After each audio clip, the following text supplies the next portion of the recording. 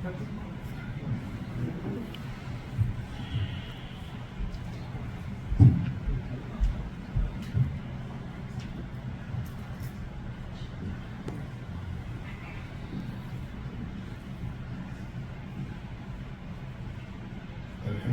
رب العالمین والصلاة والسلام علی امام الانبیاء والمرسلین ثم الصلاة والسلام علی امام الاولیاء الکاملین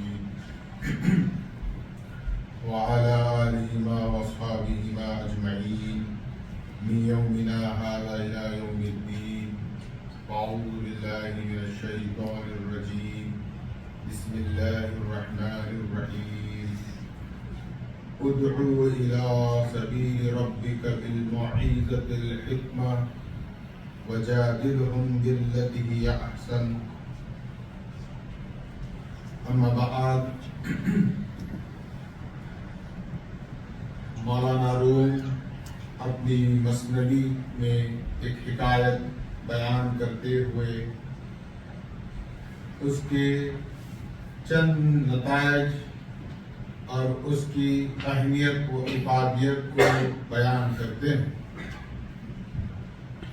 مولانا روم اپنی مثنوی میں یہ حکایت کرتے ہیں کہ ایک گاؤں، ایک بستی میں وہاں کی مسجد کا ایک مؤذن بڑی ہی بھدی آواز میں اذان دیا کرتا اور اسے ایک شوق تھا کہ وہ اذان دیا کرتا اور لوگ اسے لاکھ منع کرتے لیکن وہ اپنی عادت سے باز نہیں آتا۔ گاؤں والوں نے یہ طے کیا کہ اس کو اتنا منع کیا جا رہا ہے، اس کے باوجود بھی یہ اذان دینے سے رک نہیں رہا ہے، جس سے سارے ماحول اور معاشرے میں ایک غلط پیغام اور میسج ہماری طرف سے جا رہا ہے۔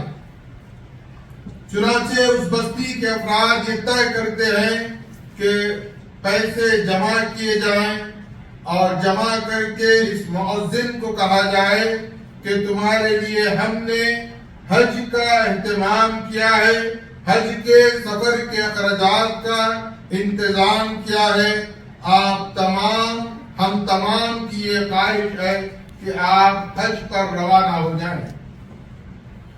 مولانا روم بیان کرتے ہیں کہ وہ اس بات سے بہت خوش ہوا کہ مجھے حج کی سعادت نصیب ہو جائے گی، چنانچہ وہ گاؤں سے چلا گیا۔ گاؤں والے اپنی ترکیب میں، اپنی سیاست میں کامیاب ہو گئے۔ وہ چاہتے تھے کہ یہ بدھی آواز میں اذان سے ہمیں چھٹکارا مل گیا۔ اب وہ سفر پر روانہ ہو گیا۔ دوران سفر ایک گاؤں میں اس کا قیام ہوا۔ اب اس کو شوق ہے اذان کا، وہ اس گاؤں میں بھی اذان دینے لگا اور جب وہ اذان دیتا تو بڑا خوش ہو جاتا اور وہ سمجھتا کہ میں بہت ہی اچھی اذان دے رہا ہوں۔ نماز کے بعد مسجد میں ایک شخص نمودار ہوا جو بظاہر غیر مسلم بلکہ مجوسی ہے۔ مولانا روم بیان کرتے ہیں کہ وہ آنے والا اس کو مبارکباد دیتا ہے، اس کا شکریہ ادا کرتا ہے کہ میں تمہارا احسان مند ہوں، تمہارا مشکور ہوں اور تمہارے لیے میں مٹھائی اور کپڑے اور تمہارے لیے تحفے تحائف لے کر آیا ہوں۔ یہ مؤذن کہتا ہے کہ میری بستی والوں نے کبھی میری قدر نہیں کی اور اس نئی بستی میں اگرچہ کہ تم مسلم نہیں ہو لیکن میری قدر جان گئے۔ وہ بہت خوش ہوتا ہے، لیکن جب تحفے تحائف لے لیتا ہے تو پوچھتا ہے کہ آخر تمہیں کیوں خوشی ہوئی میری اذان سے؟